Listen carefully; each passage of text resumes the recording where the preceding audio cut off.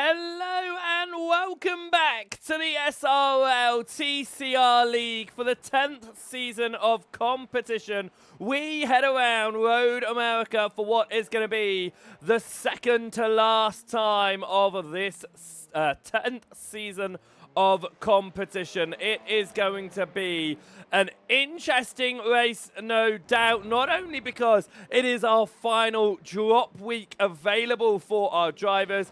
No. More importantly, on Tuesday this week, we had the new iRacing build, and came with it, we had an update to these wonderful TCR machines, including the release of the brand new Audi as well, which means that we have had a few driver car changes for this evening and heading into the final 2 rounds. Drivers get 1 free car change over the course of the season. They have decided to take it have decided to take it today. In fact, I'm looking and we have got 1, 2, 3, 4, 5, 6, 7, 8, 9, 10, 11, 12, 13 of our 28 drivers are out there in the brand new Audi machine. So we are going to see how they get on. Of course, there are some changes that come with the update, and mostly the cars are still level pegging in their driving, of course, but they are considerably faster than before, lapping at about 2 seconds a lap faster than they were last week, and it means that drivers will need to get a handle on those quicker accelerations, and especially into the braking point, you'll just be having a little bit more speed, of course. If you are on power, though, you get a bit more understeer now in these cars as well, especially on the exit to the corners. The drivers will have to handle that new change and figure out how to get this car turned, especially on the exit.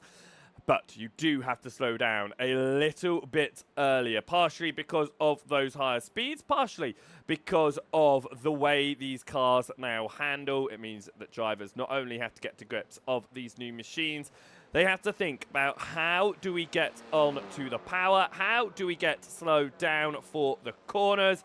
It's going to be interesting to see how our drivers take on the Road America circuit here today. And what a calendar we have had this season. It's hosted a variety of different countries. We headed out at Jerez back on the 9th of January. I can't believe it was almost 3 months ago that we got down onto the racing surface for the 10th season of competition and the first round of the season. We then head across to Japan as we went to Motegi for round number 2, before we then went across to America for a string of races. Long Beach on January 23rd before we headed off to Summit Point on the end of January. And VIR at the start of February, of course, we had our cancelled Hungaroring round, which was originally supposed to be round number 5. That is now going to be the 10th and final round of competition that we head off to next week. Round number 6, we headed across to the Italian countryside and Mugello, and then 2 weeks ago, we were out at Brands Hatch in the British Kent countryside. Catalonia was host to our round last week. We are back in America today, and we head to Hungary for round number 10 next week for our postponed Hungaroring round, but we are going to get it for our final round of competition.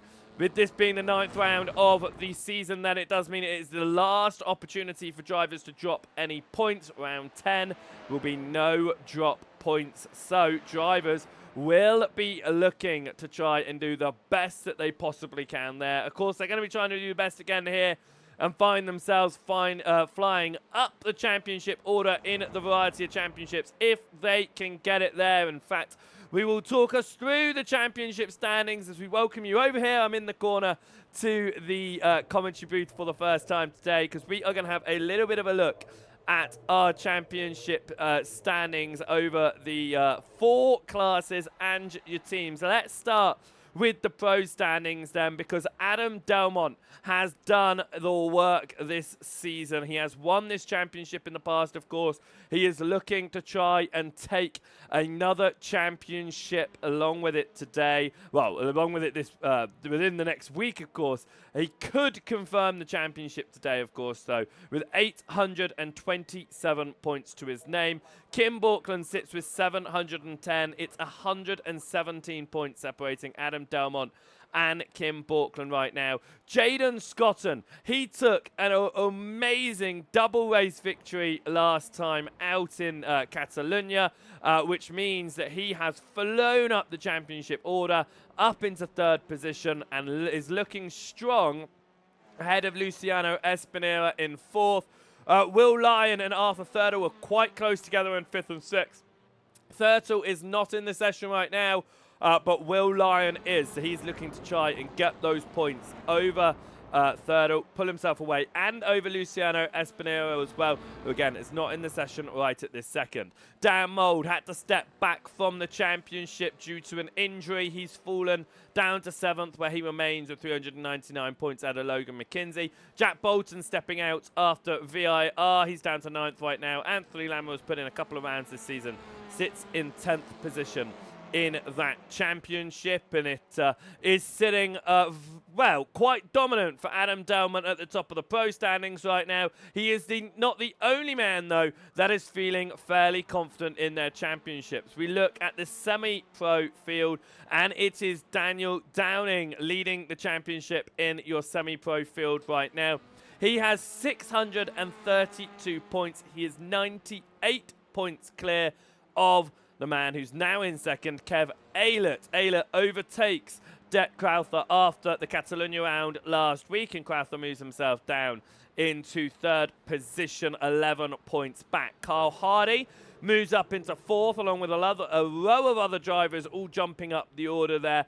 You've got John Brown sitting in fifth right now. He's only a few points clear of Daniel Lewis. Lewis only a single point clear of Ronald de Jong at the moment. Mark Draper has fallen down to 8th position, and Stephen Fry down to 9th. Only 2 points separate them, and they aren't far off of the fight for 5th position. Tom Woodcock sits in 10th position right now. Andrew Lovesey in 11th. Marhan Koderman in 12th, and Jay Cooley in 13th position. Cooley is back down on track. He hasn't raced much this season, but he is looking to put some points to his name tonight. Can he overtake Koderman in the championship? He will certainly be trying to do something with his attempt at going out there today. We then have a look down at the Pro-Am standings, and our Pro-Am standings is being led rather dominantly by Demis Titchler. Not as much as your top two classes, however, as there is, if I do mental maths on the top of my head, there's about 76 points, I believe there is, between Demis Titchler and Jack Brown. Brown has had some strong races, but Titchler has been putting that consistency in throughout the season. He is right at the top right now, and you see that he is just doing absolutely dominant right now. 4 drivers have taken 3 wins in the championship in that in that Pro-Am class right now. It is the most tied wins in any of the classes. Titchler, Woodhouse, Walters, and Gibbons have all taken 3 wins apiece, but you can see them in multiple places in the championship order on the left-hand side. Walters and Geraghty move up into 3rd and 4th position, and they are very close to back of Jack Brown right now. Only about 4 minutes between them, as we realise that there is... I was doing a session myself earlier. I'll get the crew chief turned off there. And we have got... Stuart Gibbons there moving up behind Alan McCain right now as McCain drops down. I think that's going to be your fight for second. Brown through McCain. I think Gibbons is just a little bit too far out of that one. But Paul Hurley is all over the rear of him, as is Woodhouse. Marshall Say not too far behind either. JB DeJay, he's fallen down to 10th position, but could find his way back up to 6th within the next 2 weeks of asking. There is no doubt about that. We then have Gonzalo Oliveira down to 11th position ahead of Lucas Henschel. And then, of course, James Golden not putting in any points. No races so far this season, so no points on the board. So with that being said, the top 3 of your classes are not looking too close for your championship. There are some battles further down the order. Your championship, not so much. Now, we're going to flip that on its head, and we are going to look at the amateur standings here, because Vigard Olsenlia leads this standings. He's got 442 points to his name. Thomas Kuhn has 432 points. There is only 10 points difference. They are both tied with the most victories in class, 4 wins apiece. Kuhn has taken 7 fastest laps in class, however. Coombe, Mail, London, Olsen-Leah, they've all got 2 poles in class at the moment. So right now, it's a mixture of pole sitters, but it is Coombe and Olsen-Leah that are finding their way to the top of the crop by the end of the races. They are finding the points. And right now, with only 10 points separating them, it is going to be a very tight end to the amateur standing championships. That is certainly for sure. But as you can see, no changes after Brands Hatch for our drivers here, as none of them have gone out and changed position around Catalunya. Ben Gibbons maintains 3rd position, 50 points off of Coombe. Then you have Thomas Mayo, another 42 points back. He's in 4th position right now. A big jump back to Jeff Saunders, holding on to 5th. He's only 9 points clear of Chris London, though. And then another big jump back to Scott Malcolm. Aaron Matthews, only 2 points separating them. Andy Littler sits in 9th. Chesney Vandenbroek in 10th position there. Vandenbroek has taken 2 wins in class to his name. He just hasn't been here for most of the season, which is why his points are not reflecting the pace that he has shown. Yannick Van Rienen's in 11th. James Brown in 13th position. And Hardcastle has not gone out there this season. So it has been extremely close in that amateur field, and I think that one is going to come down to the wire next week. But as it stands, let's have a look then at our final championship standings. It is your team standings going into the penultimate race of the season, and it is Next Gen Racing Green holding steady at the very top of the order. 1,305 points there to the team ran by Jack Brown and Adam Delmont. They are running almost 200 points clear of Sim Racing Forces Norway. The mishmash of team here of Andre Borkland and Ronald de Jong. SRL Purple are sitting in 3rd position right now with 1,040 points. Daniel Downing and Mark Draper behind the wheel of that one, of course. SRL Blue holding on to 4th. Jazz Esports moved up to 5th position. Blade Designs in 6th. And as SOL Green hold on to 7th, SOL Rosso are now the lowest of the SOL teams after being the highest. That is, of course, because Dan Mould has had to step back due to injury, which means Stephen Fry is waving the banner of SRL Rosso on his own. Byte 500, they were leading the championship towards the beginning of this season. They have fallen down to 9th position, and it is the Sim Racing Norway Amateur Endurance team rounding out your top 10. That's man-powered by the 2 amateur contenders, and they were fighting earlier in the championship. It could go the way of Vigard Olsen-Leah. Torban Mayo alongside him in that machine. Of course, you can see the rest of your field there on the left-hand side of your screen. So you can see the points all the way down to the bottom. And it is going to be interesting to see what our drivers are going to be able to do around Road America here, because they have got the competition heating up. 2 races left to go, and they are all having to get used to these new updated machines. They've had a couple of days to get some practice in. We've had a practice session of just over an hour for drivers to head around the Road America circuit as well and see what they are able to do. And we are about to see what they can do in the qualifying session as we tick across to the qualifying here around Road America, and drivers are now going to be getting out there to try and put in the fastest lap of the session, find themselves towards the front, ready for the first race of the day. And of course, if you are new around here, we have got a 15-minute open qualifying session. All drivers will be heading out onto the track together. That will set the grid for the first race of the day, which will be 20 minutes. And then race number 2 will be that slightly longer 25-minute race. We'll grid up by the results of race number 1. But the top 15 will be inverted. Right then, let's get down onto the track and waste no more time having a little bit of a natter here as we see them heading out. And as you can see, the brand new Audi is out there and shiny. It must be the SRL liveries are making them extremely shiny out there. But some of our drivers have switched across to the new Audi for this one. Of all of our drivers, there is still one of the legacy Audis still out there. JB DJ is running around in the final Audi machine. It's the only one of your legacy Audi machines out there. Everyone else has jumped across into the newer Audi. There have also been drivers across the board that have decided to jump ship. They get one free swap in their car choice over the course of the season. Most of them have held off because they knew we were going to be getting a new TCR towards the end of this season, and they have decided to make their free swap here and jump into your brand new Audi. You've got Daniel Lewis out there in the new Audi, along with John Brown and Kim Borkland, Chris London, Daniel Downing, Gibbons, Jack Brown, Paul Hurley were out there in the new machine, Olsen Leah, Crowther, Walters, Will Lyon, Jay Cooley, and Lucas Henschel are all out there as well in the brand new Audi machine, and they are going to be giving it a go and seeing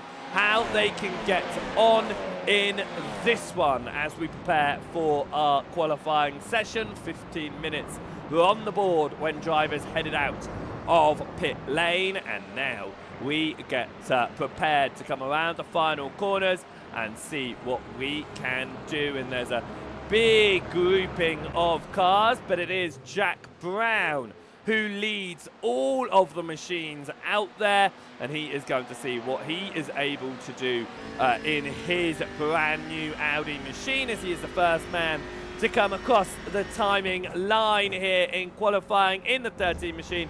He gets in towards turn number 1 and over through the kink of turn 2, get then onto the braking zone and turned in for turn number 3 as you get across to the curving on the inside. Push it out a little bit wide there, and now along the back straight here up towards the kink of turn number 4 as we go underneath the bridge and down towards Moraine Sweep. This is catching a lot of drivers out, as it does do no matter what series you take down here. You get onto the brakes, onto the outside of 5 there, turn it in and push it hard. You've got that a wider curb on the exit of 5 to help you out. Up the hill now and onto the brakes for turn number 6. We get turned in, and Jack Brown is going to have a big old slide there through turn number 6. This isn't going to be the lap time that he would be hoping for as he comes through 7 on the right-hander and into hurry down. So we through across to the right-hand side, slam onto the brakes and turn it in to turn number 8, and now we have got the carousel, the long right-hander, turn number 9. You want to try and keep it tight here, not push it too wide, as we hear Brown gearing down there into turn 10, and he puts it full throttle on the exit there and up towards the bend on into the kink of turn number 11, lifting off the throttle just a smidge there from Jack Brown. Remember, Brown is trying to catch up with Titchler in the Pro-Am Championship. Up through turn number 12 now as they head out of Kettle Bottoms and into Canada Corner. Push it wide there, you really can, and you keep it inside track limits as well. Up towards Thunder Valley, into turn 13 of Bill Mitchell Bend, and into the final turn. You swing it to the left-hand side of the circuit, turn it across to the right. You can see the small corrections from Brown there. Push out wide, but keep it in track limits, and we head now along the Road America straight and up towards the timing line. Jack Brown was the first man to start the lap. He will be the first man to finish it and the first man on the timing board with that. And we'll be seeing what the drivers behind will be doing. Of course, Brown having no tow to help him out. He already loses a significant amount of time on that lap as more drivers come up towards the timing line here to see what they can do. And we see a flurry of Audis flaunting, some of them flaunting their new liveries, some of them not getting liveries on time for today's race. But we head up towards turn number 1 here as we watch Vigard Olsen Leah, the amateur class championship leader. He will be wanting to try and beat out Thomas Coombe of course, in this one. But Leah's first lap time invalidated. He ran off the circuit, and he will have to go again to try and improve on this one. His competitor, Thomas Kuhn, is coming up to finish his flying lap around here. We'll be seeing what he can do as he continues to run in his Honda and feeling confident in that one as he slams on the brakes and gets into Canada corner of turn number 12, pushes out wide. But I have not seen it flash up that Thomas Kuhn has gone off the track in this lap. So we'll see what he's able to do up towards the end. Will Lyon and Jaden Scott on there. Just 0.02 of a second separating them in second and third position. Adam Delmont, the Pro Championship leader, he is a little bit further off the pace right now. And sitting behind the semi-pro leader of Ronald de Jong, up towards the timing line comes Thomas Kuhn to see if he can go faster than Ben Gibbons, who's 12th fastest overall right now. As Kuhn comes across the line, it's a 2:16 flat, and it is faster to go than Ben Gibbons. Just about. Thomas Kuhn finds himself into 12th, knocking Ben Gibbons down into 13th position right now, as Gibbons will be hunting another win this season. He's taken one as Vandenbroek finds his way off the circuit. If you think back to Brands Hatch, that was where Chesley Vandenbroek was able to take the double in the amateur class and won both of those races. A string of semi-pro drivers have not been able to get in the lap times at the moment. Invalidated laps across the board for Hardy, Draper, Downing and Daniel Lewis. They'll be hoping to find their way up as Jack Brown in the Pro-Am class almost finds his way to the very front, but it's looking like the second laps are running significantly quicker than the first. Is there potential here for the tyres that they just needed an additional lap or even two to find their working window and then get it underway? Of course, we do know that the tyres were one of the things that were updated. They've changed them a little bit, and if we think when they changed the GT4 tyres, it was a lot harder to get them up to temperature. I'm expecting the same here in the TCRs. Fortunately, being the front-wheel drive cars that these TCRs are, it means you're not going to see a lot of spins and oversteer from these cars on cold tyres. And if you do, you can just put the power down to grab yourself out of that oversteer and get yourself straightened up again. We saw it with Jack Brown through turn number 6, where he lost that rear end ever so slightly. He put the power down, he straightened himself up. He did invalidate his lap when he ran off the track there,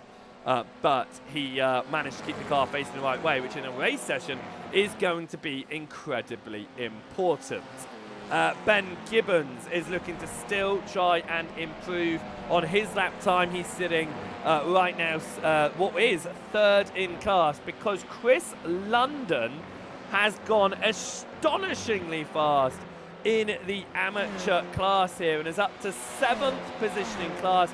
The toe is definitely going to be helping that one out. Onto the brakes here for Ben Gibbons and across into Canada corner. Out we go, and he is coming up towards turn 13 of Bill Mitchell Bend into 14. Can Gibbons find any time? Last lap was 4/10 slower than his fastest. What can this one be? Best lap so far is a 2:16.074. Can he find any time as Kim Borkland finds time and regains the provisional pole? Ben Gibbons goes across the timing line. It's a 16.1 that was then flagged as invalid. So Gibbons' lap time is actually not just invalid. It was not classified, which means that potentially at some point he has picked up a slowdown on that lap. Stuart Gibbons here up towards Simon Line. I'm seeing a couple of cars coming down pit lane for this one, which is a surprise. I think they might be trying to throw on some new tyres as they get onto a lower fuel load. But with 5 minutes on the board and a lap time of about 2 minutes 14, you're only going to see a couple more attempts of this. So if you are jumping down pit lane now, you're only going to get about one more attempt. Demis Titchler yet to get a time on the board. He will be looking to try and do something in the Pro-Ams, because his competitor, Jack Brown, is currently 3rd fastest in this race, and Titchler, currently without a time on the board, will find himself at the very back of the qualifying order. Why that is important, of course, is even though Titchler holds a very strong advantage of about 60 points over Jack Brown, Brown's result right now would be phenomenal, because our drivers, as I say throughout the season, take their points from their overall race position, not their class position, which I think is a very interesting way of running this championship. More to the point, I think it is a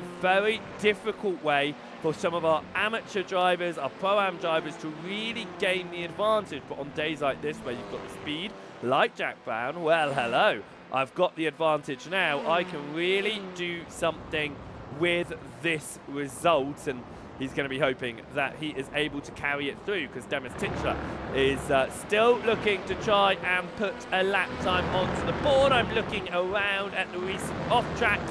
Titchler's lap time, as it stands, is still looking valid. If his previous lap time stood and was not invalidated, he would find himself just behind Ben Gibbons and ahead of Stuart Gibbons, which would be 4th in the Pro-Am class. Titchler then comes up towards the timing line here, comes across the timing line with 3 minutes left on the board. Will he get a valid lap time in? It's a 16.3. It places him behind Stuart Gibbons, 20th overall. Make that 21st, because Kyle Hardy goes into 20th position as Jack Brown continues to find pace out there, and Brown goes a thousandth of a second faster than Daniel Downing. Your top 4 cars in this qualifying session are all the brand new Audi machines. However, we do have a mix inside the top 10, including our Hyundais. We've got the Veloster of Scotton, the Veloster of Draper, the Honda from Adam Delmont, and the Elantra from Ronald de Jong. Now, the Elantra is the surprising one of all of the cars, I think, since the update. It's the one that I've heard most about outside of the Audi. Of course, the Audi is the most talked about car. Right now, it is probably the quickest car, but I'm sure that the BOP will equalise them out very quickly. But Ronald de Jong has got into that Elantra. He's been in it all season long, and that Elantra, I've heard some very good things. It is very fun to drive. Now, of course, it's always been the quickest car in the wet. However, no rain in this series, which means it is just about how it drives. It's not been a popular choice across the league. Is it going to be more popular into season number 11? And talking of season number 11, we are very glad to confirm that we will be returning here at Joseph Wright Broadcasting to the commentary booth with SRL TV for the 11th season of competition. It is going to be an absolutely brilliant season, as this one has as well, and I cannot wait for it as drivers come to the end of their qualifying laps here. Can Kyle Hardy go faster? He's the slowest of the semi-pros right now, as 28 of 29 cars have put lap times in. No lap time on the board for Luke Woodhouse, but he will get out there in the first race, no doubt about it. As Kyle Hardy crosses the line, he remains in 20th position. We've got John Brown, the last man out there that will get a lap time on the board. Will it be an improvement as Jay Cooley moves up to 7th position?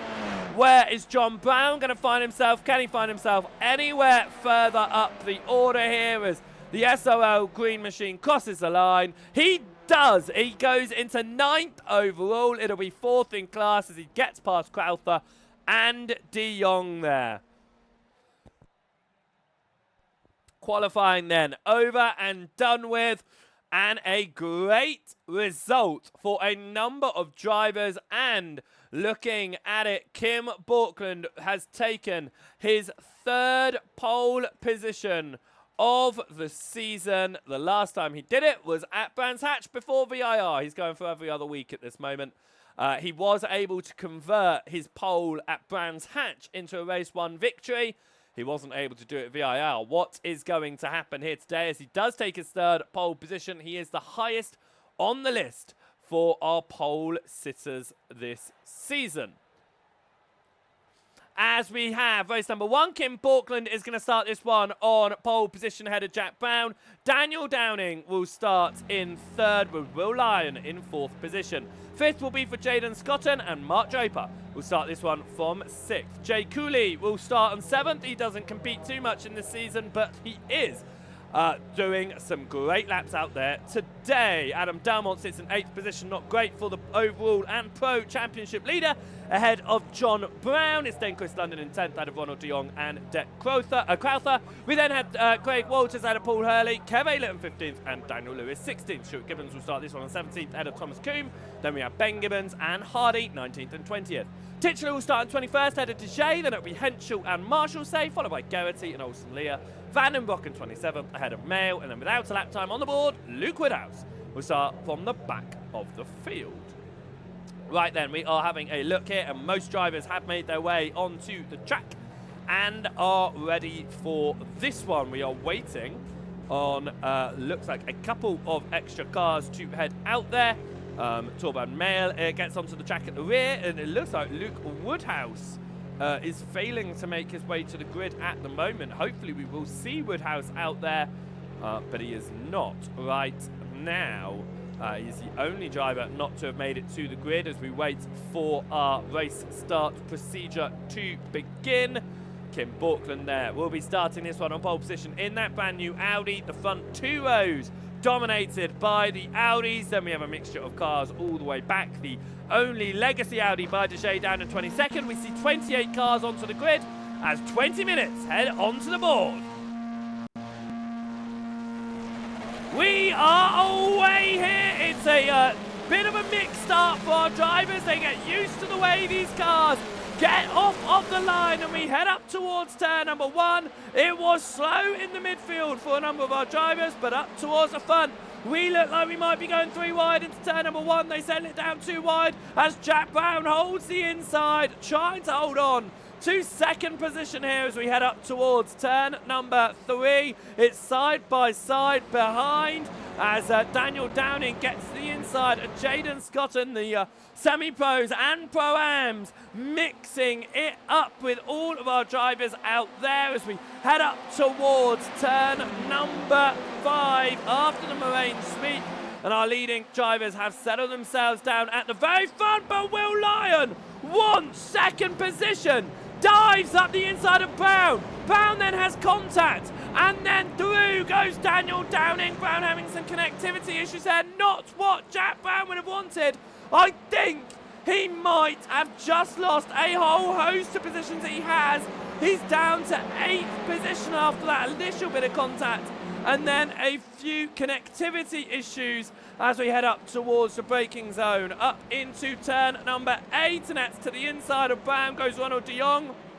And Jack Brown, who started this one all the way at the front of the field, has fallen down to 9th before the end of the first lap here. He's not had a lap to remember. He only has Chris London, the pole sitter from the amateur driver, between himself and 2nd in class now of Craig Walters, and that was slow there from Brown. London tried to get the up and under.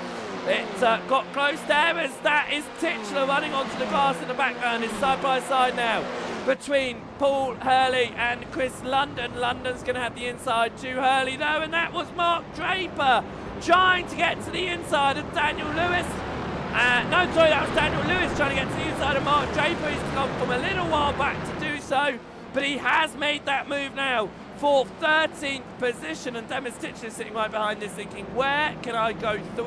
And he's going to try to do it on the exit of turn number 14 and up towards the timing line here as they already don't want the tow apparently, as that's that Crowther moving to the right hand side of Titchler there, and will stay to the right hand side, not trying to get the tow as we head up towards turn number 1. Crowthorpe will duck behind, and JB Deshea in the only legacy Audi looks to the inside of Kevin Marshall, then runs deep on the exit of 1 and could be under attack here from Thomas Coombe, who makes his way through up into 20th position overall. Chris London has had an issue. We heard something going on, and that is your amateur leader. What has happened here to Chris London? Was it contact? It was contact there with Paul Hurley that's made him slow.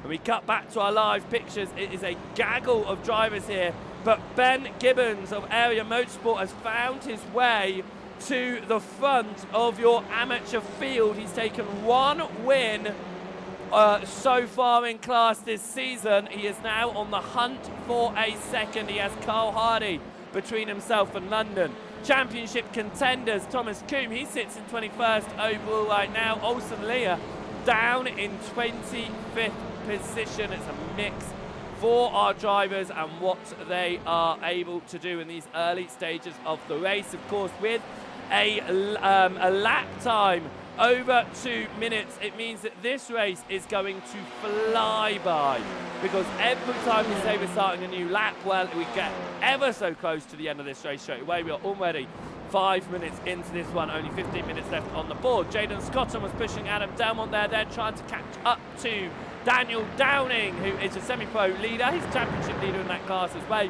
And Jay Cooley in the 89 machine chasing just behind there, behind his one of his teammates. Actually, no, that is his teammate, isn't it, of Jaden Scotton? They're both in the Emerald machine. So they are going to be pushing each other along as well. And Cooley's going to try and help Scotton towards the front of this one, no doubt. I know that when Cooley is not behind the wheel himself, he's normally watching these races and supporting all of his teams. He's got 3 teams out there, of course, and with the tow that he was getting, Cooley getting the purple lap on that one as well. As we jump towards the rear of the field here, Lucas Henschel is trying to get up the inside of Fraser Garrity up towards turn number 1. He gets the inside of turn 1, but he pushes himself down wide and onto the grass, and Garrity is able to swap back over. They are fighting within their class, but they are fighting for 22nd and 23rd position. Davis Titchler here in your pro-am field, trying to find his way through and pass Mark Draper. Draper's to his left.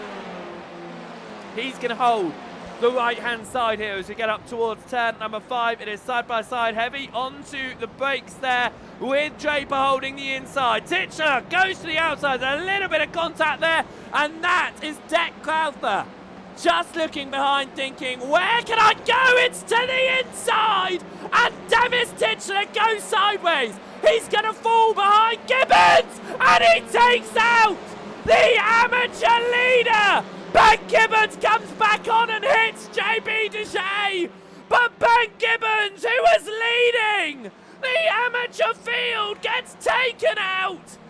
And in his fight to try and hold positions, he comes back on and drives straight into JB Deshea. But that is disappointment for Ben Gibbons. Let's have another look at that one. Ditchler's to his right. And there's the contact. Off the circuit he goes. It is a real shame there. It's side by side, and around goes your amateur leader.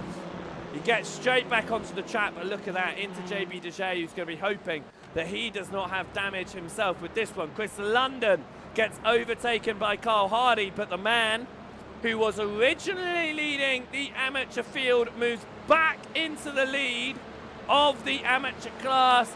Thomas Coombe now second in class, exactly what he needs, only 10 points behind Olsen Leah, of course, as this is Chris London trying to let some drivers through or fight with them. I'm not too sure. He's head up to turn number 1. He's going to fight here into turn 1. It's Chris London holding that inside. Carl Hardy tried to do it on the outside line, couldn't quite make that work. Kevin Marshall say now is trying to hold the inside over JB Deshea as they come through turn number 3. This is your fight Down outside your top 15, and that is important, of course.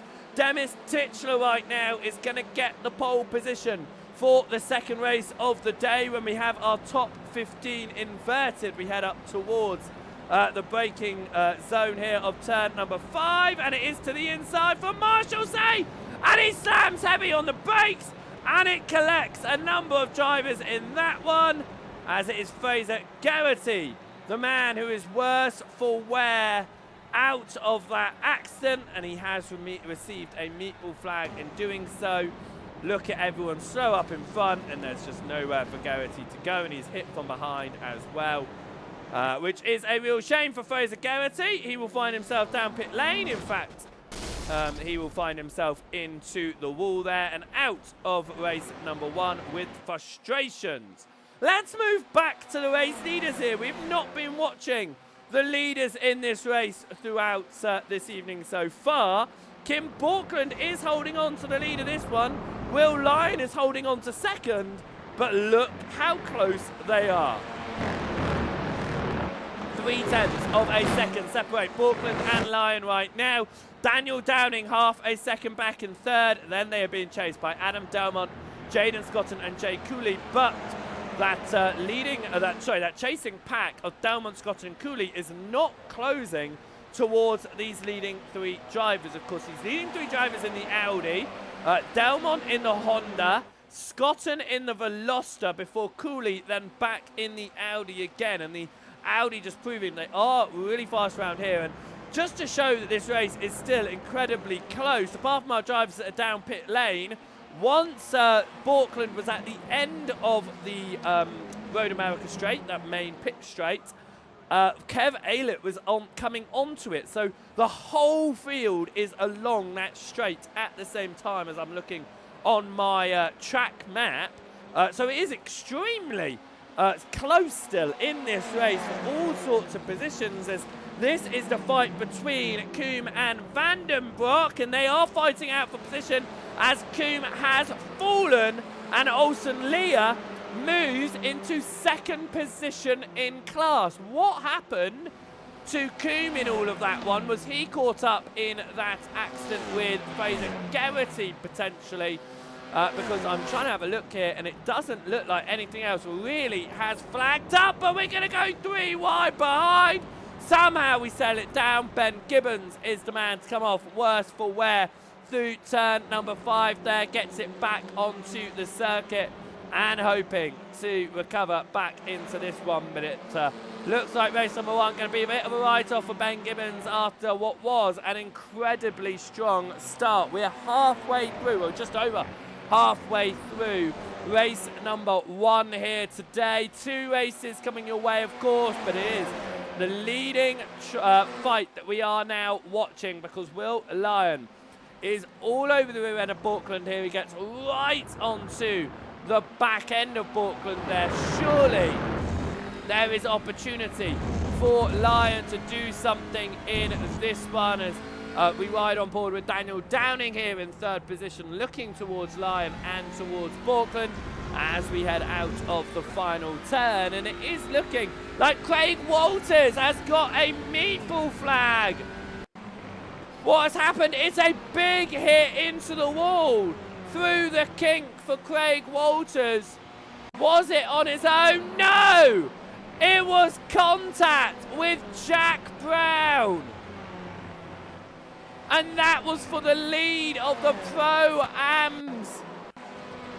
That is not what Walters would have wanted. They were fighting out for the lead here, and that's bound to the inside. I mean, that one's going to be one for the stewards to look over, that's for sure, but they were side by side. It's difficult to run through the kink side by side, but they were side by side there. Henschel and Deshay both down pit lane together here. They have got penalties to serve as we return back to the leading fight here. Kim Borkland ahead of Lyon. Daniel Downing in 3rd position still.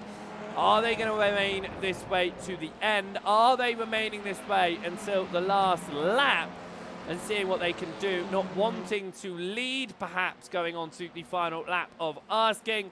Lion is doing a great job of chasing over the rear end. Of course, Will Lion still hunting down a first win of the season. Borkland here hunting down what would be his third class win, but only his second overall win of the season. As Iron looked to the inside there. Just backed out of it, didn't want to make the move at that early stage there, and from that far back through the kink as well. We had the accident through the kink last lap, so I'm not surprised he wanted to stay out of it, as Will Lion here comes through the bottom of turn 12 into Canada corner, and they are still pulling away from the train that is Delmont, Scotton and Cooley behind. We head up towards turn number 14 now. And right now they are staying single file. I'm having a little bit of a look back as well, and most of the trains of drivers that we've seen are a couple of tenths per second away. And what I have noticed is that every single one of the brand new Audis out there have got their headlights fully on. All of the other cars not on, but the Audis, they have the headlights on. I don't know if that is a mistake in the update or whether they just think that they're an Audi driver and therefore they need headlights to be looking at what's in front of them. JB Shea and has come out of pit lane here and chasing down Lucas Henschel. They were both down pit lane with penalties, of course, so they are fighting out for 5th in class, 24th position on the road, and we'll be trying to see if they can do anything with that, as Thomas Coombe looking to try and get back onto the podium, but Mail here trying to help out his teammate. Of course, Coombe needs to finish higher than Olsen Leah in the upcoming races to close that 10-point deficit. This is not where he wants to be, but it is an amateur driver of Chris London who is going to get the invert for the final race of the day. It is to the outside for Thomas Coombe, the inside for Torburn Mail. Coombe is going to go later on the brakes. Mail does hold that inside, goes a bit early on the brakes, but Thomas Coombe moves up to 3rd position in class, 19th overall, and will now be on the hunt for Vigard Olsen Leah behind. Even if he just finishes the 1 position ahead of Olsen Leah, it will close the points between them. So that's exactly what he is going to be trying to do and hunting to do here as we head up towards the final couple of laps of this race, with only 4.5 minutes left on the board. The semi-pro drivers have not, sorry, the Pro-Am drivers have not had an evening to remember here. 5 of them all at the bottom of the order right now, and the rest of them, the other 4, mixed up in the field. It is a very good run from our pro drivers as normal at the top. Our semi-pros are doing a great job as well, and our amateur drivers are finding their way up the order and past all of those Pro-Ams that have been having some issues here today, as we jump back up towards the front here as we go into 4 minutes to go. Is Will Lion going to try and take the race lead here? He goes to the outside. Kim Borkland. Lion is into the race lead. There's contact, and Will Lion is going to go around. Borkland will hold on to 2nd. Downing into 3rd. Will Lion is back on track, and the cars behind scatter. And Will Lion falls to 6th position in this race, leaving Borkland and Downing by themselves at the front. They are fighting out for an overall race win. Borkland no longer has a pro driver to contend with, and here comes Daniel Downing to the inside. He waits behind for now. Adam Delmont jumps, well, there was a swap over, sorry, between himself and Scott, and he moves back through after the issues which saw Will Lion fall down and return back to the track in spectacular fashion. Let's have another look at that one. And Lion, he moves to the right and then he overreacts. Like that, I can't put that on Borkland, you know. He comes back on track there. Look how close Dermot got, and it was just a bit of a scattering of drivers there. I don't think I can put that on Borkland. Because if you look here, Lion does move to the right initially, and then just that, it just feels like a snap of overreaction from Lion there. But of course, we can't see it from all angles. I do make comments and judgment calls in the commentary booth. Of course, they are never what the stewards are looking at, so I could make those wrong calls, and it's not something that I claim to be the best at. I just call it as I see it. But Will Lion there is the worst for wear out of whatever that incident occurred, well, whatever caused the incident there. He fell down the order, down to 6 behind Jay Cooley here, trying to hold ahead of John Brown. He will still take some decent points here, and of course he will take some points to help him out in the championship ahead of with his fight with Espinera. But he would have been hoping for a first race win of the season. It doesn't look like it's going to go that way as the white flag is out. Jaden Scotton here is now going to look to try and take the podium in this race that has been promoted. That's been gifted, to Adam Dalmont. Dalmont's going to go defensive through 2 and up into the braking zone of turn number 3. He swings back across to the left-hand side as Scotton now trying to get the speed on the exit. He does have his teammates of Jay Cooley behind who could potentially help him out in this fight as Dalmont goes defensive to the left-hand side. Scotton's going to move to the right and go to the outside. Dalmont has to hold that inside line now because Scotton is very much on his outside. Dalmont is going to be there though. He closes the door around the outside through turn number 5. Scotton stays behind for the time being as they come up into 6 and through turn number 7 here. Up towards Hurry Downs. It is JB Deshay with the penalty on the final lap.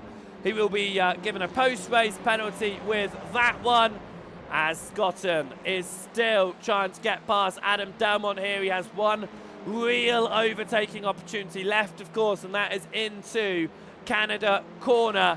Downing is 0.3 of a second off of Falkland. I don't think he's going to risk it for an overall race victory. He will be winning in class here, and he is, of course, dominating that semi-pro championship. Onto the grass was John Brown. Up towards Canada corner, Scotton, he moved to the inside for a moment. He got back onto the racing line. Are they going to stay in this order up towards the timing line here with Dalmont on the podium? Is Scotton going to try and do something into the final turn? He stays behind into the final turn. Out of the final turn is Kim Falkland. Falkland is going to win for a second time overall, a third time in class ahead of Daniel Downing. And it's a drag race to the line, but Adam Dalmont will come across the line ahead of Scotton. Cooley in 5th ahead of Will Lion. John Brown just behind there as drivers come up towards time line, seeing if they can do anything. Thomas Coombe here has made his way into 3rd. He's closed down to Olsen Leah, but I don't think he is going to be able to beat his championship contender here, his championship rival across the line. Olsen Leah will beat Thomas Coombe to the line. Chris London winning the amateur class in that one, and a drag race at the back. Ben Gibbons holds on to 22nd ahead of Torburn Mail as we've got Lucas Henschel and JB Deshay coming up towards the timing line. Henschel will take 24th, Deshay 25th. He has got that post-race penalty, of course. And then we do have Craig Walters heading around there at the very rear end of the field as well, and he'll be the last man to come across the timing line. That was race number 1, though. We have got a second race coming up in just a moment's time with our top 15 from this one reverse, which means that Chris London is going to find himself on pole position for this one. London as well, that was his first ever class victory. Great job to Chris London in that one. If we have a look at our semi-pros, it was another win for Daniel Downing. And in our pro-ams, it was a win in the end for Jack Brown after issues throughout the race that saw him falling down the order. He was able to take class victory in the end. With that being said then, it is the end of race number 1. So let's have a look at our results from the first race of the day here as we get into our little warm-up session between the two races. Kim Borkland won that one by just over 0.2 of a second from Daniel Downing. Adam Delmont holding on to an overall podium in the end ahead of Jadon Scotton. Jay Cooley took home 5th ahead of Will Lyon and John Brown. Ronald de Jong took home 8th and Jack Brown winning that Pro-Ams took home 9th ahead of Daniel Lewis. We then had Mark Draper coming home in 11th position ahead of Paul Hurley. Deck Crowther in 13th and Demis Titchler 14th position. We're starting the invert from the front row of the grid. Chris London will be starting it from pole, and he won the amateur class for the first time in that Jazz Gold machine. Carl Hardy came home in 16th position ahead of Kevin Marshall. Say Vigard Olsen Lear just beat Thomas Kuhn to the line in their championship fight in the amateurs. And Kev Aylett rounded out your top 20. Chesley Vandenbroek came home in 21st out of Ben Gibbons. Torburn Mail in 23rd. Lucas Henschel crossed the line in 24th position out of JB DeJay. Quill Walters in 26th. Out of the race was Fraser Geraghty after we saw him get that meatball, along with Stuart Gibbons as well. And Luke Woodhouse did not start the race. With that being said then, let's have a look to see if we can grab a word with any of our drivers out of that one, because it was a strong top 10 finish for a number of our competitors, but it was not a result that all of them would have been hoping for, and they would have been thinking that they could have done just a little bit more with that. And one of those drivers, of course, was Jack Brown, because Jack, he managed to start that one right towards the front of the field, but it all went a little bit wrong on the opening lap of the race. Contact and then some connection issues. It saw you falling down the field. Talk us through the start of your race and how you managed to recover up back to the lead of your class. To be honest with you, I didn't realise I won my class. So, start of the race, I just got Will put a dive bomb down inside, had a little bit of contact, and whatever happened from that caused some connection issues, and then I started popping in and out, and just people were just phasing through me. I'm not too sure what happened, to be honest with you, mate. It was a real shame because you are showing some really strong pace in the new TCRs, of course. How are you finding it? You're out in that new Audi, and you seem to have found the pace over the others out there. So is it a good update for you? Do you feel like you're going to be able to find your way further towards the front in the final couple of races of the season? Definitely, I can see the Audi's strong on pace, and I think I've adapted to it pretty quick. But it's, like I say, it's early doors, so we could see some changes to the Audi to bring it back down to driving standards, I guess. I think so, definitely. But you are showing some strong pace in that Audi particularly anyway. Of course, you're running in that Pro-Am class, yet you were managed to place it up there with the pros at the very front of qualifying. And there were some other drivers in the Audi who weren't able to make it halfway up the field. So even with it being the car, do you think that you say you got up to pace with it, but do you think that you're going to still be able to get the pace out of it even when they bring it back down to level pegging with the others? I'm hoping so. I like to drive with the brake bias quite a bit down, and on this Civic, it obviously didn't. You can't bring it down as low as it could go, and it hasn't got as much rotation. And then I noticed that the Audi did, so I just thought that's more suitable for my driving style, so I switched over. And you are showing some good pace. Hopefully, the whatever issues we had in race number 1 that caused you to fall down initially will not find themselves in the second one. We will have the invert, of course. You'll need to make your way towards the front of the field. Are you feeling confident, though? Because you have got that pace in this car. I'm hoping so, to be honest with you, Joseph. I really, really hope that I do. Right, good luck for race number 2, Jack, and hopefully we can see another strong result for you. Thank you, Joseph. Jack Brown there coming home in his class, leading the Pro-Ams, even with the connection issues we talked about there that happened on lap number 1. We saw the contact that led to those connection issues. It was a bit of a weird one, but we did. It didn't mean that he was able to, he had to fight his way back up the order. He certainly did. And as I say, he found his way back into the lead. There was a bit of argy-bargy within each of the classes, though. A number of cars going around in various instances throughout race number 1. Race number 2, though, is about to begin. It's the longer race, 25 laps of Arsking. The extra 5 minutes is going to add an extra, probably 3 laps of competition around the Road America circuit. And with that being said, the top 15 from the first race of the day are going to be switched around. So how are we going to find the grid for race number 2? Chris London is going to find his way to pole position in the amateur class, sitting ahead of your Pro-Am Championship leader, Demis Titchler.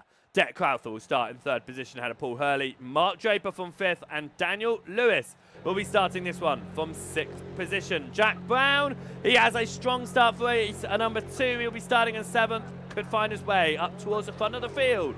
Ronald de Jong will start this one in 8th, ahead of John Brown. Will Lyon fighting out for the win in race number 1. He went around. He starts from 10th. Jay Cooley from 11th, ahead of his teammate Jaden Scotton, who will start in 12th position. Adam Delmont came home on the podium. Will start this one in 13th, ahead of Daniel Downing. Kim Borkland will start in 15th. And missing out on the invert will be Carl Hardy. The rest of the order, as they were in race number 1, is Marshall Say, followed by Olsen, Leah, Coombe in 19th, ahead of Eilert. Then it's Vandenbroek, Gibbons, Mayle and Henschel down to runner number 12. JB DeJay will start this one in 25th, ahead of Craig Walters. Fraser Garrity will start in 27th, ahead of Stuart Gibbons. And if he is able to get it out onto the track for the second race of the day, it will be Luke Woodhouse from 29th. He was not able to get out in qualifying or race number 1. So we shall see if he is able to make it out for race number 2 from the man in the number 447 machine. He is still out there in the Hyundai if he is to get there out onto the race for this one. Right then, drivers are preparing themselves for the 25 minutes. We have seen a number of drivers having issues throughout race number 1. How is it going to go in race number 2 with drivers having to make their way through the field? We are green and away off the line there, and what a launch it was from 2nd position on the grid, straight into the lead for Demis Titchler. We already have a car around in the background, and that is falling down the order. Lucas Henschel here being pushed by JB DeShay. That is also going to be Craig Walters off and around, and Adam Delmont off and around. Det Crowther, Jaden Scotton. A lot of drivers out of this one. Will Lyon is leading your pro drivers right now in race number 2 after what was a major issue. Lots of cars down pit lane on the opening lap of Arsking here. It's side by side up towards turn number 5. Ronald de Jong trying to get up the inside of Lyon carrying the speed on the exit. Around the outside, and will hold on to 4th. Jay Cooley there getting past Daniel Downing as well. Battle for 9th and 10th position into turn number 6.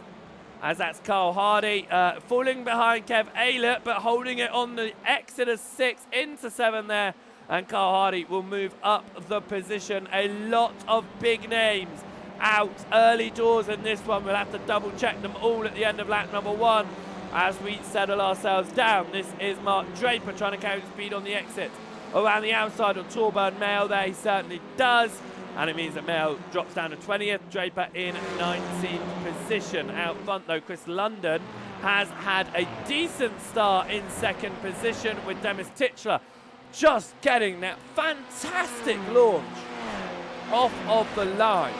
Daniel Lewis here, all over the rear of Ronald de Jong. This is the fight for P1 in your semi-pro field as they come through Canada corner and end up to the end of the lap here. And with lap number 1 done, we say goodbye to 6 drivers on the opening lap of Arsking here that have all made their way down to pit lane. Crowther, Jack Brown, Jaden Scotton, Adam Delmont, Henschel and JB DeJay, as Demis Titchler has had an issue through the final turn.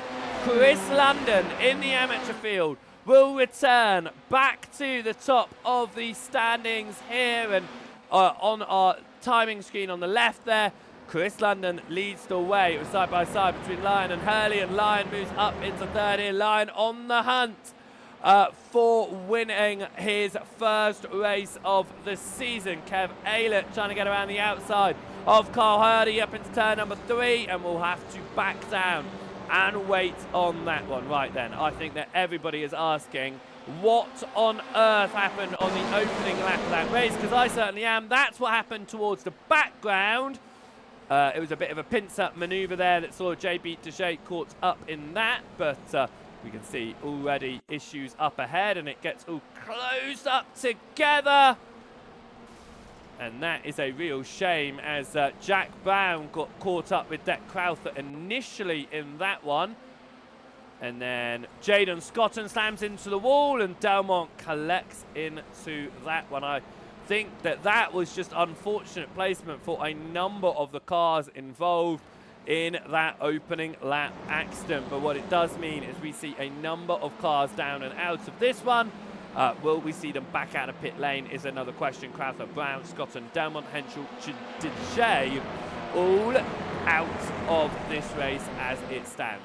We're almost 5 minutes into this one already, and Chris London is still holding on to the lead of this one, but Will Lyon, the leading pro driver here, is looking to try and get past Demis Titchler for second position in this race, and then to try and chase up towards Chris London, who is holding on at the very front. Every time we've had an amateur driver at the front of this field, they have found themselves taken out before the end of the race. That's happened twice, and both times to Vigard, Olsen, Leah. Thomas Coombe here is currently got 3 cars between himself and his championship rival of Leah, which is going to really help him out in the championship standings. This is exactly what Coombe needs to go into the final round of competition. London to the right hand side of the circuit here. Demis Titchler looking to take the lead around the outside. Where is Lyon going to go? He's also going to move to the left hand side of the circuit here. Are we going to run side by side into turn number 1? We sadly are, and it's happened again! I cannot believe it! I cannot believe it has happened again for an amateur driver. 3 times this season, an amateur driver has led a race. 3 times this season, they have been taken out of said lead in dramatic fashion. And that does mean now that Chris London is down and out of this race, as Paul Hurley goes to the inside of Ronald de Jong, who is losing positions here in his fight, and Hurley is going to try and keep that outside line. It stays side by side. De Jong to the outside here. It's almost Noah's Ark down here, 2 by 2 up towards turn number 8.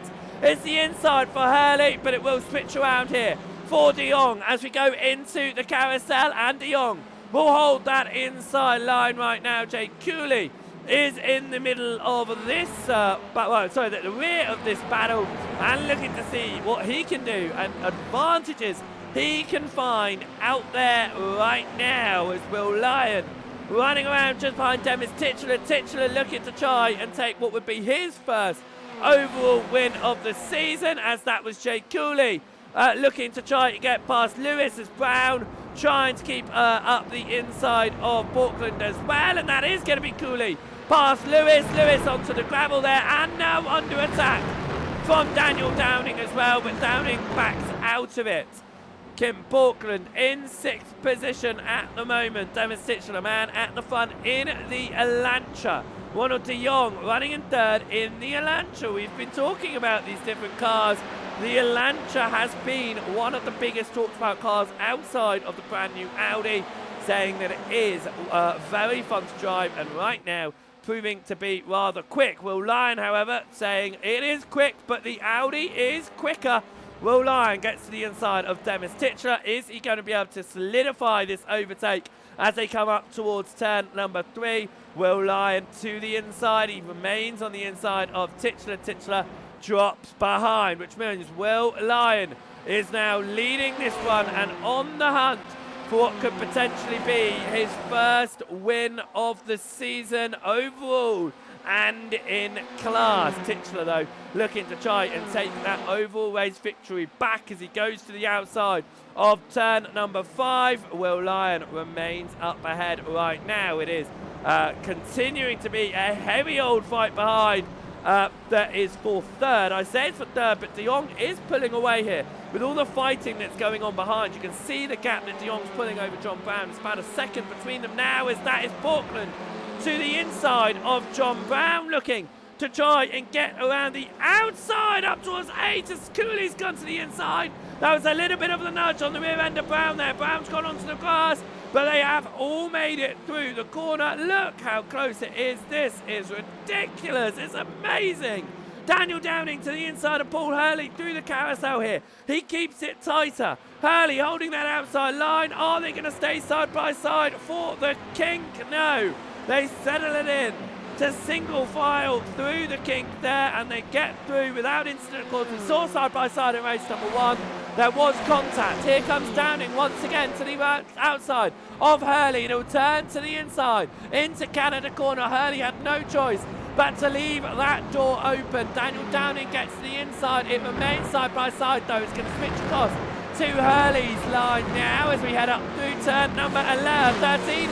A little bit of contact there. Hurley stuck on the outside. Daniel Downing to the inside through turn number 14. And Daniel Downing is going to move into 7th position in this race up towards the timing line. It is still extremely close as Daniel Lewis pushes Hurley there over the timing line. Hurley goes to the outside of Daniel Downing now as Lewis looks to stay on the inside as Portland gets past John Brown ahead.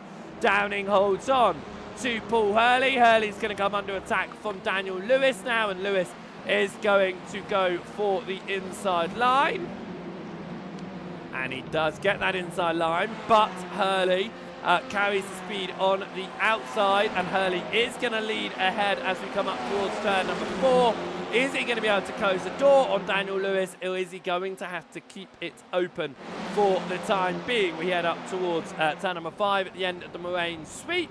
It is going to be the inside for Hurley here. A little bit of gravel being kicked up from Daniel Lewis as we come through turn number 5. And it continues to have a little bit of a look as that is to the inside of Marshall Say from Kev Aylett. Aylett is going to now have to hold the outside of Marshall Say as we come to turn number 7, and they settle themselves back down into single file. Lights flashing there from Kev Aylett. Now, what I have to say into turn 5, that little bit of gravel, was that always there? I was putting some laps in at Road America the other day in the GT3s, and I was running through, and I'm almost certain that little bit of gravel on the outside of the entry to turn number 5 never existed. It was quietly added recently, but I might just be gaslighting myself. If anyone here can confirm or deny whether or not that gravel has been added, would be great, because at this moment in time I feel like I am just lying to myself.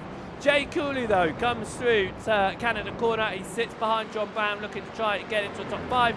He is running a podium in class right now, and Cooley, who doesn't get down onto the track very often, is showing some great speed. And Paul Hurley has major issues with his car. Smoke is piling out of that one, and we are going to see Paul Hurley out of this race. What has happened to him?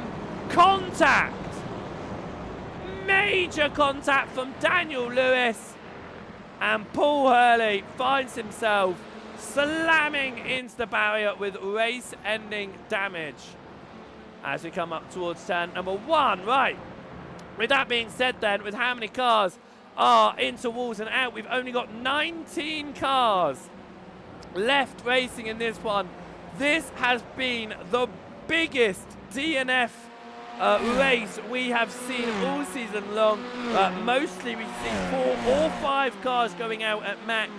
We can count now 9 cars that are potentially out of this race. 8 cars are definitely out. If Paul Hurley does not return to track, it will be 9. as Fraser Geraghty looked for a moment to try and get past Craig Walters, but the two teammates there trying not to fight too hard with each other. Means that Walters holds on to 11th right now, and Geraghty in 12th position. Olsen Leah finds himself running a little bit slow there, along with Mark Draper. I think there's been some issue between the two drivers. Oh, it was contact with Ben Gibbons. Gibbons has been sent around initially in that one. Contact there with Olsen Leah. As he's trying to recover it, he goes into Mark Draper. Ben Gibbons' day just goes from bad to worse. But that being said, he is currently second in class. He's 3 seconds off of class leader Thomas Coombe, but Gibbons is holding on to second place in that class right now, which is why Olsen Leah was so eager to try and make that overtake. Of course, he's trying to limit the points gain that Thomas Coombe gets in this second race of the day, as we prepare ourselves for the championship standing update. Of course, today is the last drop points day of the season, and then next week, no matter what your results, whether they're great or they're terrible, we will not see it dropped, which means that they are going to have to do the best that they possibly can at what is going to be one of the hardest circuits to overtake this season, as our final round heads to Hungary. It was postponed, of course.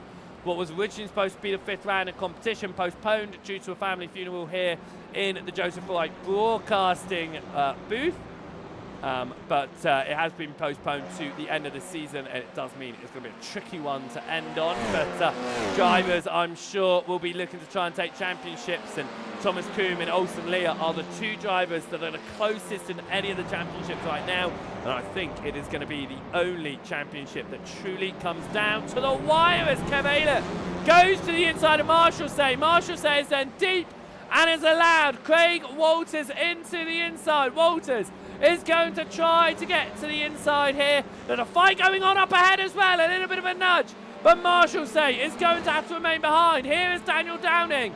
He's trying to hold the the inside of John Brown there, and Daniel Downing makes his way through into 6th position, but Jay Cooley previously overtook John Brown, and this is how that occurred. Brown went slightly wide at turn number 5. Jay Cooley went to the inside of 6. And Brown running slightly wide there. Cooley had to confirm it on the outside of 7, but that is where Daniel Downing decided to get himself involved in that one, and he went to the inside. And this is where we got on live. And of course, Daniel Downing confirming that overtake as we watched it live. Fraser Geraghty looked for a moment to try and get past Kevin Marshall, safe for a podium in class. It would be 11th overall. He has to hold on to 12th for the time being, as Mark Draper finds his way past Chesney Vandenbroek as the semi-pro overtaking the AM, but the AM says, okay, but I'm still going to fight you out for this 17th position in the race. He tries to have a go through Thunder Valley, but has to back out as they go into the Bill Mitchell bend. Up to turn number 14 there, a bit of a slide from Mark Draper, but he does hold on to 17th position in this race. Kim Borkland here looking to try and move his way onto the podium and try to get as many points on the board with Adam Delmont down and out of this second race of the day as we come up towards turn number 3.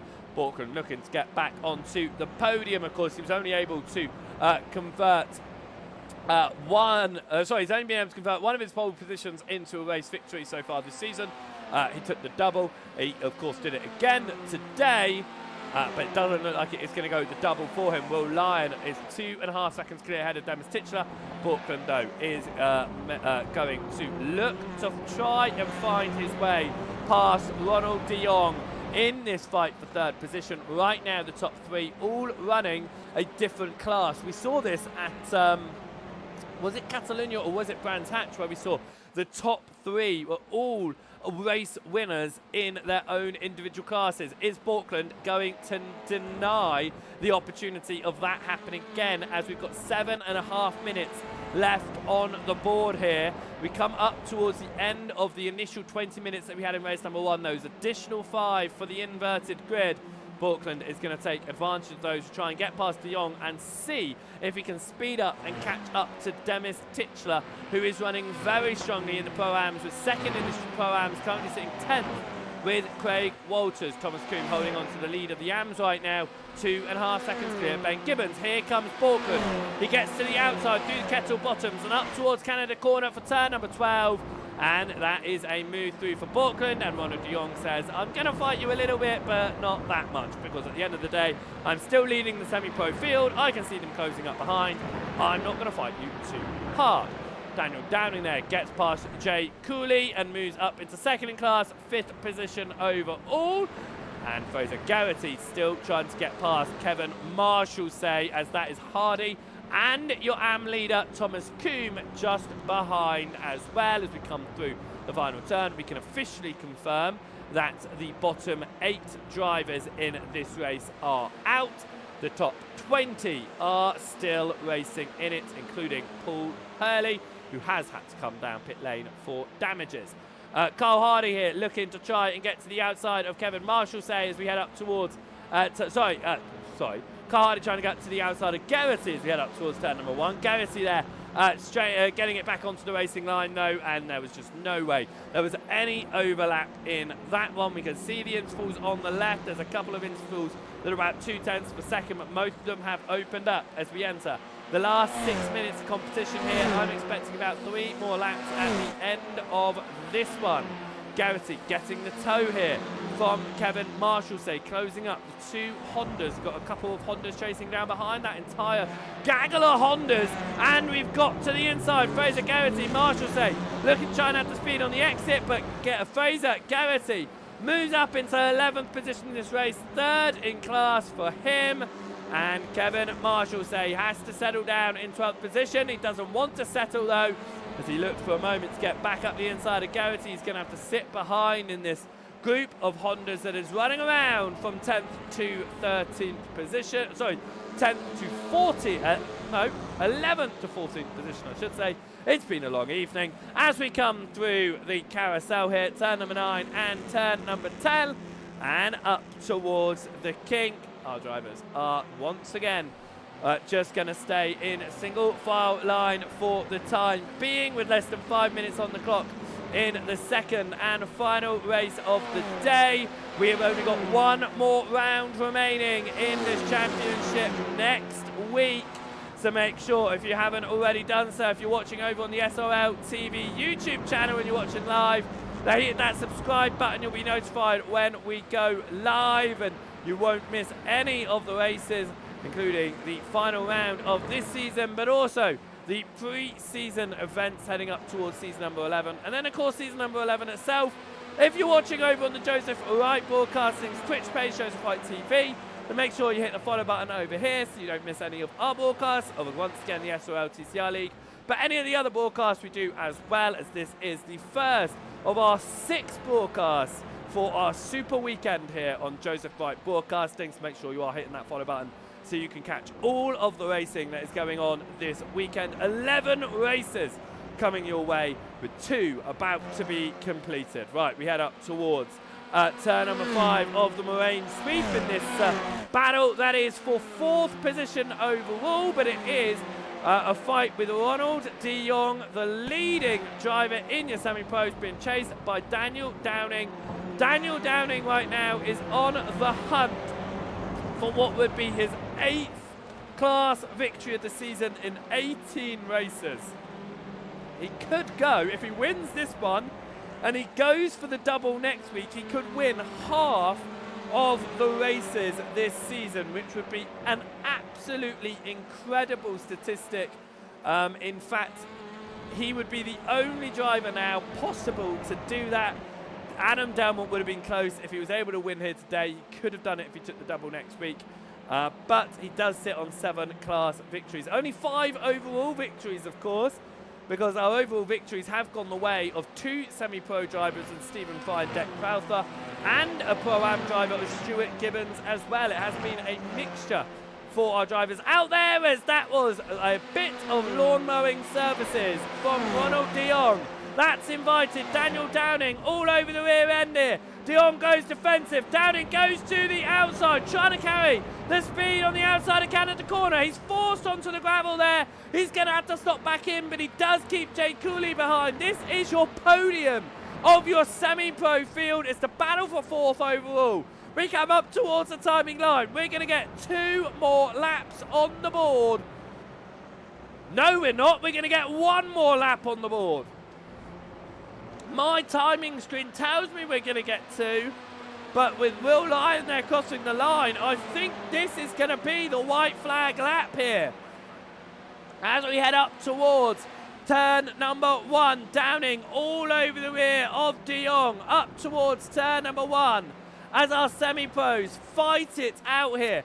Borkland trying to close up towards Demis Titchler, trying to get the most points on the board for his championship resurgence attempt against Adam Delmont. It is a large deficit to try and pull back, but with Delmont out once again, it will be a drop week that will be reinstated for Delmont. Borkland will be trying to get any and every points that he possibly can. Jaden Scotton has just moved his way up into 21st position. He is 7 laps off of the next car. He is 8 laps down, but Jaden Scotton is out there once again. He is running very, very far down in this one, but he has decided to get out there and get some more laps into his car, of course, as we prepare for the final race of the season next week at Hungaroring. This continues to be the fight here with 50 seconds on the board. I am very convinced that this is our white flag lap of competition. I don't think we're going to get another one in, which does mean that Will Lyon is about to take his first ever win of the season in both class and overall. Daniel Downing all over the rear of Ronald de Jong here. Is he going to be able to do anything up towards Canada corner? De Jong will be thinking about running defensive. He's already to the right, to the outside. Goes Downing. He tried this last lap. It didn't work out. He's going to back out a little bit earlier, trying to get the speed on the exit this time as we switch across up towards turn number 13 here, as Will Lyon comes out of the final corner. With 5 seconds on the board, the checkered flag will fly, and for the first time this season, Will Lyon will win a race, and he will win race number 2. Absolutely fantastic. It's a fight to the line behind, but it will come out to Ronald de Jong ahead of Daniel Downing. Jay Cooley takes home 3rd. Demis Titchler took the win in his class. And then crucially for the championship in the amateur class, Thomas Coombe comes home a winner, but 13th in the race, with his rival Vigard Olsen Leah down in 17th position. It is crucial for Thomas Coombe getting that result there. Ronald de Jong takes a great win in the semi-pro field as well, and for de Jong it was his first win as well. Demis Titchler takes home a very strong win in the Pro-Am field, 4th one of the season, and for Thomas Coombe it was a 5th class victory for him in the amateur class as well, but 2 new winners under that of Lyon and de Jong. With that being said then, let's have a look at our race results from the second and final race of the day. Will Lyon came home to win that one ahead of Demis Titchler in 2nd position, winning the Pro-Ams. Kim Borkland took home 3rd.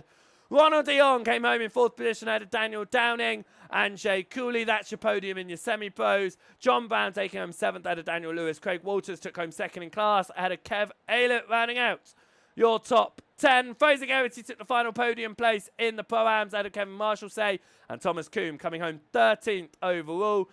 he came home a winner in your amateur class. Carl Hardy came home in 14th. Ben Gibbons took home second in class, 15th overall ahead of Mark Draper. And Vigard Olsen-Leah took home the final podium place in the amateur field.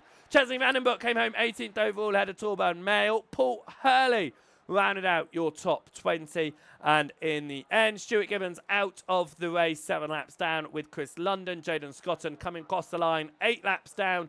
And then out of the race also with Deck Crowther, Jack Brown, Lucas, Henschel, Adam, Delmont, and JB Dijay. It was a disappointing way to start race number 2. We had a number of cars off and out before turn number 1 with some major incidents occurring on that one.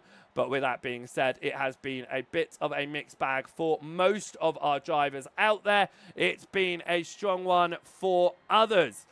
With that being said then, we will have a little bit of a word with a few drivers, and I think the first driver that we will pull across into the commentary booth here will be the man who found himself on the front of the grid for the second race of the day, but what seems to be the fashion, Chris, is the amateur driver once again has been taken out from the lead of the race. Talk us through your second race, because it looked like it was going well until it all went wrong.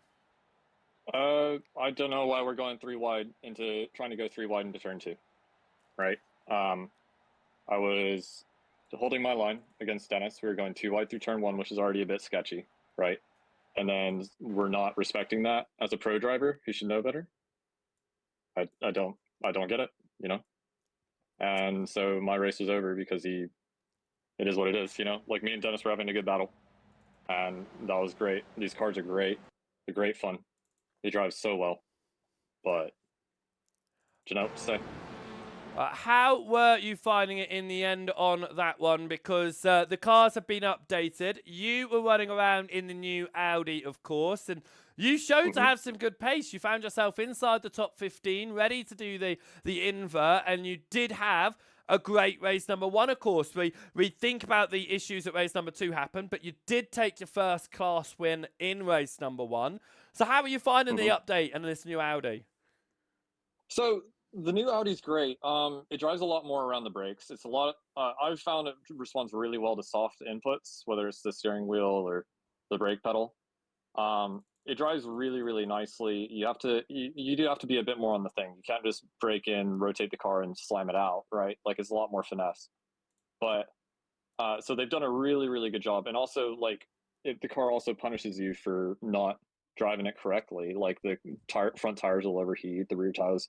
If you push too hard on lap 2, the rear tires will go. Like, it's a good update. The cars are great. They really allow for some really, really distinct driving styles in racing. So overall, I'm a really big fan of this, right? I think once more